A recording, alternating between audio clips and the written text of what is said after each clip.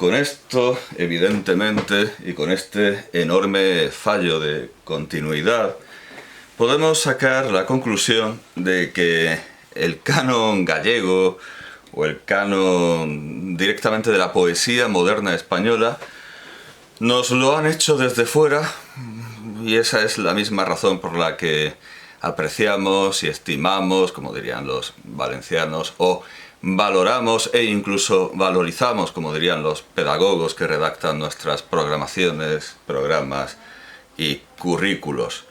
Si no fuera porque los anglosajones se metieron a encumbrar a Rosalía de Castro, seguramente para los españoles seguiría valiendo tanto como doña Ángela Grassi, doña Concepción Jimeno de Flaquer y muchas otras. Pero habló la Academia Anglosajona y entonces supimos lo que valía un peine, lo que valía una poetisa, como diría yo, una poeta, como diría Gloria Fuertes, o un poeta, como diría Azorín, que como hemos visto lo dejaba en masculino. Se supone que Azorín en 1913, en este artículo de 1913, es quien descubre a los españoles a Rosalía de Castro, pero en el artículo de 1917 deshace la trampa, nos enseña los andamios y nos deja claro, si atamos cabos, que si él conoce a Rosalía de Castro es porque lo ha visto en The Oxford Book of Spanish Verse, el libro Oxford de poesía española o de versos españoles de ese mismo año. Porque a Azorín no le interesa tanto las poetisas recónditas como la hispanidad, y entonces sí compra libros sobre la lengua española, sobre la literatura española, sobre léxico extraño, sobre léxico estrafalario y extravagante, pero no tiene esas antenas, esos palpos para localizar todo lo que tiene valor que le reprocha no tener a Juan Valera, y él tampoco tiene. Evidentemente él tampoco tiene. Nadie puede tener ojo para descubrir qué es lo bueno mientras está produciéndose. Por eso yo creo que no debería enseñarse literatura contemporánea en secundaria, y mucho menos de manera obligatoria, porque estamos demasiado cerca y no vemos el bosque. Sigue diciendo Azorín en este artículo de 1917, redundando en las ideas del de 1913, pero diríase que este desconocimiento de la crítica, esta incomprensión y este postergamiento eran necesarios, indispensables para la obra de Rosalía de Castro. Tratándose de la contextura y espíritu de su poesía, no podemos imaginarnos lo contrario. Este desconocimiento largo, impenetrable y pertinaz armoniza perfectamente primero con esa índole íntima de la lírica de Rosalía, y luego con ese alejamiento, con esta soledad, con esta callada paz de que hemos comenzado a gustar cuando el tren se ha internado por los campos gallegos. Pero bueno, yo advierto a los lectores de Rosalía de Castro, no hay por qué ir a Galicia no es necesario ir a Galicia para entender a Rosalía de Castro ni para leerla. No es como aquellos que se quejan de que no entendemos la situación del País Vasco y que hay que ir al País Vasco. Para hablar del País Vasco hay que ir al País Vasco. No es necesario ir al País Vasco, tampoco es necesario... Bueno, hay tantísimos indólogos que nunca han pisado la India, tantísimos egiptólogos que nunca han pisado Egipto, pero resulta que Galicia y el País Vasco no se entienden si uno no va. Esto es el tren en los campos gallegos. En la lírica de Rosalía hay un profundo sentido del ambiente y del paisaje de Galicia. Ya, pero hay algo más, claro, eso hay que dejarlo claro. Pocos escritores reflejarán con tanta fidelidad un determinado medio. Rosalía, fina, sensitiva y dolorosa, ha traído al arte esos elementos de vaguedad, de melancolía, de misterio, de sentido difuso en la muerte, que más tarde han de alcanzar un desenvolvimiento tan espléndido en la obra de Valle Inclán. que ya hemos visto que pasaba completamente de Rosalía, pero la imaginación de... Bueno, que eso no quita, por supuesto, eso no quita que la obra de Valle Inclán no fuera posible sin la obra de Rosalía, al igual que en La linterna de Diógenes aparece Pío Baroja, muy ufano y muy colmado de sí, diciendo que él solo lee a los autores rusos, y que Emilia Pardo Bazán es una vieja idiota, pero a los autores rusos en España se los conoce gracias a esa vieja idiota, a la condesa de Pardo Bazán, que fue quien en una conferencia en la que estaba ahí Galdós estaba Pérez Galdós en primera fila tomando notas, descubrió a los autores españoles, a los nuevos, en ese momento nuevos, maestros rusos, que ahora son los maestros rusos por excelencia. Luis Cernuda, cuyo ensayo de 1935, si no recuerdo mal, esto está en la página, aquí está, en su ensayo de 1957, claro, el de Becker es muy anterior, pero con Rosalía de Castro no se ocupó hasta 1957. Rosalía de Castro, 1837-1885. Bueno, pues en este ensayo, que se recoge a partir, como he dicho, de la página 131 del libro de Alonso Montero, responde a Azorín diciendo que Valera sí tenía buen gusto, pero que se negó a prestarle atención a Rosalía de Castro por su anticastellanismo. Parece que Cernuda, como los tuiteros, tiene cero pruebas y cero dudas, porque no me consta por el epistolario ni por el resto de su obra que esa haya sido la razón. Dice así Cernuda: una de las afectaciones más desagradables, ya sea propia del poeta, ya la adopten a beneficio de este lectores y críticos, es la afectación de poeta incomprendido. Pues que entre nosotros la poesía resulta actividad clandestina, lo mejor que el poeta puede hacer es aceptar el hecho y seguir escribiendo, si puede, y si no, dejar de escribir. Pero si luego sobreviene para él la fama póstuma, la posteridad no tiene derecho a envanecerse de que supo hacer justicia para el poeta muerto, cuando con respecto al vivo está procediendo con la misma ignorancia de que el primero disfrutó en su tiempo, ni el segundo envanecerse de que respecto a él ha de ocurrir lo mismo, porque puede no ocurrirle.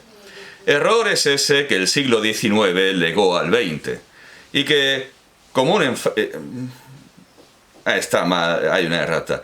Eso tendrían que ser comas y no puntos. Y que, común en Francia, sobre todo, de allá se contagiaron los países, sí, nueva errata, pone países de lengua española, pero me da pereza, claro, podría estar leyendo esto, y bueno, sí, podría, es decir, sí, puedo perfectamente leerlo en una mejor edición, ocupada y centrada solo en la obra de Luis Cernuda y no en la de todos estos críticos, Carballo, Calero, Azorín. Podría leerlo en el segundo volumen, en el volumen segundo de las obras completas, en el Instituto Cervantes y RBA, vendrán mejor, desde luego. No las he buscado, vamos a ver. Estudios sobre poesía española contemporánea, precisamente, 1957. Quizá, claro, serían importantes el aviso al lector y las observaciones preliminares en general. Luis Cernuda, en sus orígenes de la poesía española contemporánea, de sus estudios sobre la poesía española contemporánea de 1957, sitúa el origen de la poesía, contemporánea, en Ramón de Campoamor, que sí, pero no del todo, Gustavo Adolfo Bécquer, que por supuesto, y además por lo menos está en el origen de su propia poesía contemporánea. Bécquer es el origen de la poesía de Luis Cernuda, y Rosalía de Castro. Rosalía de Castro, que está en la página 98, vamos a ver, Rosalía de Castro, y esto estará mejor editado, entiendo. Vamos a ver. Error es ese que llegó al siglo XIX, error es ese que el siglo XIX legó al XX y que, común en Francia, sobre todo, de allá se contagia, pero también está mal editado, porque, bueno, da igual, no, sí, vale, sí, supongo que esto se parece más a la intención original de Cernuda. Error es ese que el siglo XIX legó al XX y que, común en Francia sobre todo, de allá se contagiaron los países de lengua española, aunque afortunadamente parece hoy en decadencia. Ejemplo de ese error lo da Azorín. Cuando se indigna de que Valera no incluyese a Rosalía de Castro en su antología de poetas castellanos del siglo XIX, incluyendo en cambio ciertos versillos de no sé qué pobres infantas, lo pone con mayúscula, claro, porque Azorín se ha leído a esas autoras, por supuesto que no. Yo no me las he leído, se las va a leer Azorín. Curiosa la indigencia espiritual de los poderosos. En tiempos modernos el poder y la fortuna parecen castrar el espíritu. Bueno, claro, no se refiere a infantas de verdad. Está aquí metiendo su discurso antimonárquico. Está metiendo aquí, más que republicano o repúblico, antimonárquico. Se ve que Azorín... No, que Valera alaba la composición poética, el estro de alguna persona real, de algún miembro de la familia real. Y entonces Cernuda, que seguramente, que segurísimo tampoco se ha leído esos poemas, carga contra la corona y contra la aristocracia y dice: curiosa la indigencia espiritual de los poderosos. En tiempos modernos el poder y la fortuna parecen castrar el espíritu. Sí, parecen ya, ¿no? Sí, como si la pobreza lo estimulara, como si la pobreza lo hiciera uno rico de espíritu. Es que al final la izquierda depende plenamente del evangelio. Los pobres de espíritu serán ricos. No quiere eso decir que Azorín supiera de poesía más que Valera.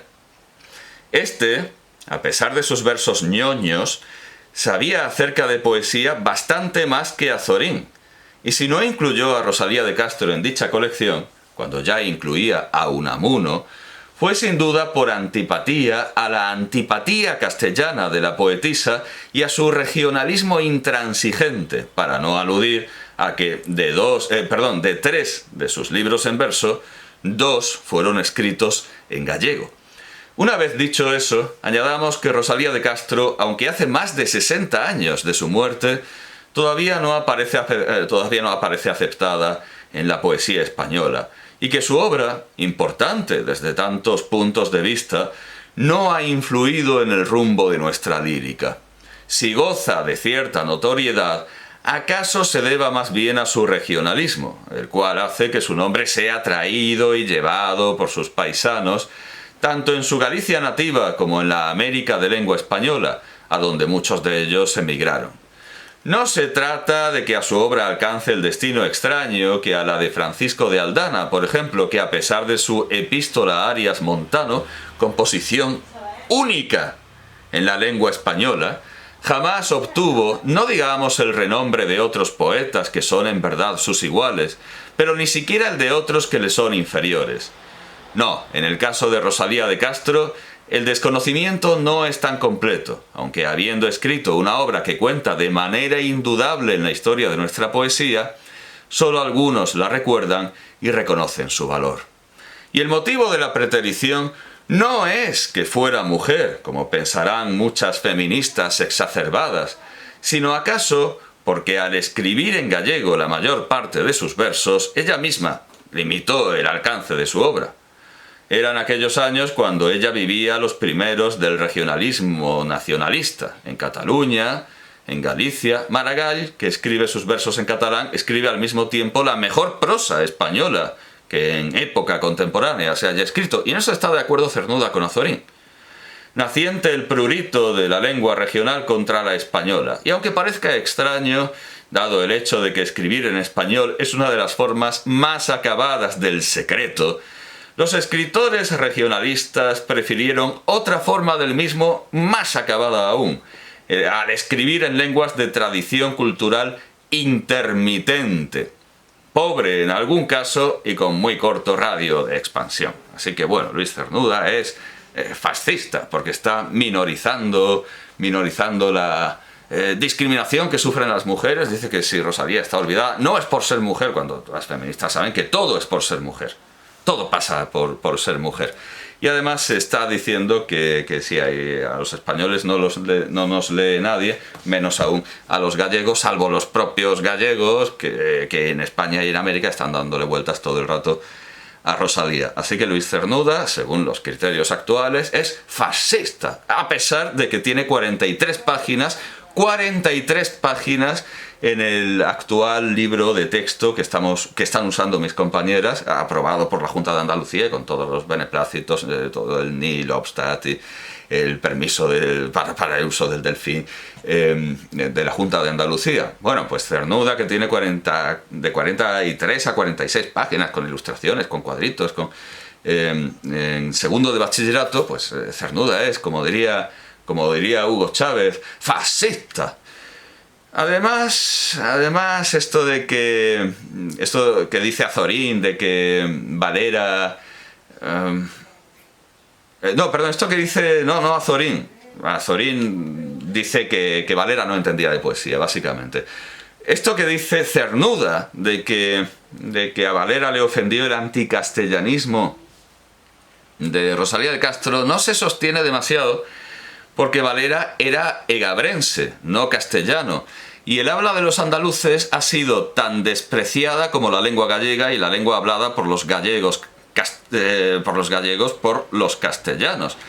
El propio Valle-Inclán, que despreciaba la lengua gallega, tuvo que ver su castellano despreciado por los archimandritas académicos Emilio Cotarelo, que además era secretario perpetuo, y como secretario perpetuo dijo que mientras él viviera no ponía ahí un pie Valle-Inclán. Y claro, se lo dijeron a Valle-Inclán, vale, es que eso de perpetuo suena, pues mientras don Emilio Cotarelo mori viva, nunca va a entrar Valle-Inclán. Y efectivamente no entró. No recuerdo si Emilio Cotarelo vivió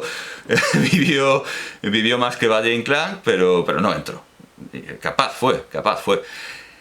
Emilio Cotarelo es un académico dignísimo, con una obra interesantísima, ha descubierto cosas fundamentales de nuestros grandes autores, pero claro, el otro archimandrita, Julio Casares, lo que hizo fue plagiar un diccionario malísimo, descubrir plagios en otros, y luego vino don Luis Astrana Marín con el libro de los plagios y descubrió los plagios de Julio Casares, y no todos, porque como digo, su idea del diccionario, como aquí se demostró en esta biblioteca ideal, es un mal plagio de los franceses y de los ingleses, pero es que Luis Astrana Marín encima le descubrió otros plagios. Es cierto que Valle-Inclán reproduce páginas enteras de autores franceses y portugueses, pero bien, es imitación literaria. El propio Casares pone el ejemplo de Virgilio, pero es que lo que hacía Casares y le descubre Luis Astrana Marín es otro cantar. Bueno, pues por Emilio Cotarelo y por Julio Casares no entró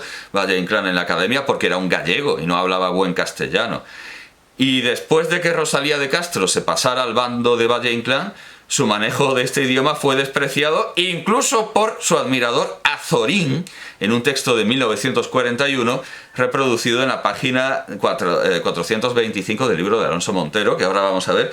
Pero recuerdo también otro caso insigne, tristemente célebre, de desprecio de los académicos castellanos a los literatos gallegos. Un caso terrible que es... Bueno, aparte de que, vamos a ver, evidentemente, doña Emilia Pardo Bazán no entró en la academia porque fuera gallega, sino porque era mujer. Y en esto además intervino Valera, porque Valera era un machista de tomo y lomo. Pero además, sobre el hecho de ser mujer influía el hecho de que doña Emilia Pardo Bazán caía antipática a todos, porque ya lo digo, era condesa, era gorda, bueno, menos evidentemente a Pérez Galdós, que con Pérez Galdós sí se entendía bien, e incluso simplemente se entendía con Pérez Galdós. Pero todo el mundo detestaba a doña Emilia Pardo Bazán, y Valera decía que, hombre, si quisiera entrar doña Concepción Arenal, porque doña Concepción Arenal sí que es una intelectual, eso sí que es una gran mujer. Y puede decirse que una de las cosas que más valoraba don Juan Valera en doña Concepción Arenal era que no pidiera entrar en la academia. Y eso le gustaba muchísimo. A don Juan Valera le encantaba de Concepción Arenal que no quisiera ser académica. Y por eso decía que en todo caso, si hubiera que poner a alguien, doña Concepción Arenal, que no pide nada. Entonces, hombre, sí, doña Concepción Arenal sí. No fue, como digo, por gallega. pero sí es por gallega, por lo que en el diccionario académico chollo, la palabra chollo aparece con elle, cuando es una palabra, hasta donde yo creo, introducida en la literatura castellana por doña Emilia Pardo Bazán, es una palabra que viene del gallego y se escribe con Y. En castellano, desde el gallego, se escribe con Y. Pero como doña Emilia Pardo Bazán es gallega y no sabe castellano, la Real Academia se deja guiar por el criterio de doña María Moliner. De doña María Moliner, que porque a ella le parece que eso se escribe con ella, lo escribe con ella, y de ahí, claro, doña María Moliner, nacida en Paniza, Zaragoza, tampoco es castellana, pero por lo menos es de una región en la que el vernáculo puede considerarse muerto, en tiempo en el que Chollo pasó a la academia. La chunta aragonesista, todo es, sí, por supuesto que estaba la poesía de los Labordeta, pero era una cosa muy escondida, muy minoritaria. Entre gallega y aragonesa se le da más autoridad a la aragonesa, a doña María Moliner. Y porque María Moliner dice, esto se escribe con ella, porque a mí me lo parece, seguramente diría, no lo he visto nunca escrito, pero como es una palabra que existe, pues en el diccionario académico está con ella, despreciando por completo el criterio de la introductora de la palabra, que es doña Emilia Pardo Bazán. Y, como digo, este desprecio lo encontramos en el mismísimo Azorín, página 425, hemos dicho. Vamos a ver. Y Azorín, sí, en 1941 decía: estaba muy lejos Galicia. 20 o 30... Siempre pensando en... parece ser que así como los artículos de Maragall los tiene como una especie de mueble bar ahí con el brandy, con las bebidas fuertes de esas que, como en el anuncio de Magno, un poco de Magno es mucho, pues se pone ahí a paladear el exquisito castellano de Maragall. A Rosalía de Castro parece que solo la lee cuando va en tren. Y entonces dice: estaba muy lejos Galicia, 20 o 30 horas de tren destartalado y lentísimo. Pero en Galicia tenía yo reservadas sensaciones distintas a las de otras regiones de España. Allí estaba en su propio ambiente, en los valles solitarios y en las montañas umbrosas, esa música popular ansiada. Y allí estaban los poetas que yo había ya leído. Una Rosalía de Castro o un Lamas Carvajal. A Rosalía, la desdeñada, la gustaba yo más en su lengua nativa que en su... Bueno, ¿verdad? Como a Maragall, la gustaba, la paladeaba... como si fuera un vino, la gustaba yo más en su lengua nativa que en su volumen castellano en las orillas del Sar. En su lengua vernácula, Rosalía se explaya y entrega toda ella, con fluidez y graciosidad. En el idioma nacional, diríase que se percibe cierta limitación. El mismo título del libro, título en el que sobran las dos primeras palabras, la preposición y el artículo, es decir, para Azorín tendría que haberse titulado Orillas del Sar, no en las orillas del Sar, sino Orillas del Sar, acusa ese no dominio pleno de la herramienta. Eso no quita que alabe el libro, pero no alaba su castellano. Lo cual en Azorín es bastante chocante, alabar un libro, pero no el idioma en el que está escrito, cuando Azorín es casi todo idioma. Esto además resulta llamativo porque Josep Pla admiraba el idioma de Azorín precisamente porque no parecía castellano. Precisamente Pla no consideraba a Azorín un maestro del idioma castellano ni un expositor de su espíritu, y por eso le gustaba. No le parecía castellano, sino algo mucho más ligero y levantino, y las mismas virtudes hubo de ver Azorín en la prosa castellana de Maragall. Puede decirse que lo que le molesta del castellano de Rosalía es precisamente que sea demasiado castellano. Baste recordar, para considerar lo que podía molestar al andaluz Valera, el anticastellanismo de un libro, por más que fuera un andaluz que se hizo leísta, siguiendo una argumentación absurda, pero propia, autónoma, que Juan de Valdés pregunta en su diálogo de la lengua: ¿vos no veis que aunque Librisha era muy doto en la lengua latina, que esto nadie se lo puede quitar, al fin no se puede negar que era andaluz y no castellano, y que escribió aquel su vocabulario con tan poco cuidado que parece haberlo escrito por burla? Pero también hubo desprecio entre los castellanos viejos y nuevos. En 1732, Carlos Ros escribía en su Práctica de ortografía para los dos idiomas, castellano y valenciano, que siendo como es el lenguaje de estos reinos de la corona de Castilla todo uno, conocemos a los sevillanos el serlo por el vicio que tienen de hablar trocando la S en C y la C en S. El vicio que tienen de hablar trocando la S en C y la C en S.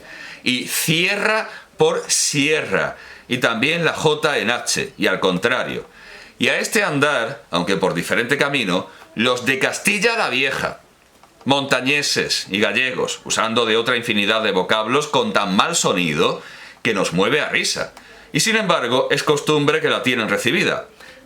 Pero es muy mala costumbre. En 1650 escribía José de Casanova que los del Reino de Toledo son los que hablan la lengua castellana con más primor y pulcritud de su pronunciación. Los de Castilla la Vieja con mucha escoria de los viejos vocablos de la antigua española. Los andaluces con otra tanta de los arábigos. Los gallegos con mezcla de palabras y pronunciación portuguesa. Y los aragoneses con buena parte de lo antiguo español revuelto con la lengua provenzal y catalana.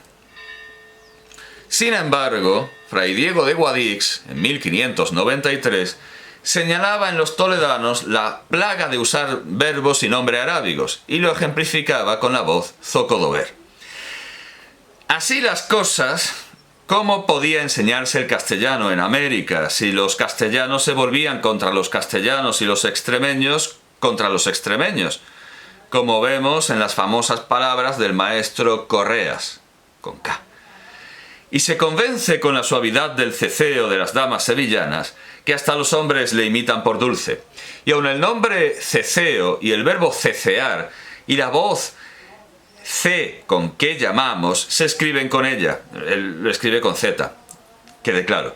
No fue natural el cecear en los primeros, sino afetación, y en los sucesores mala costumbre en que se crían.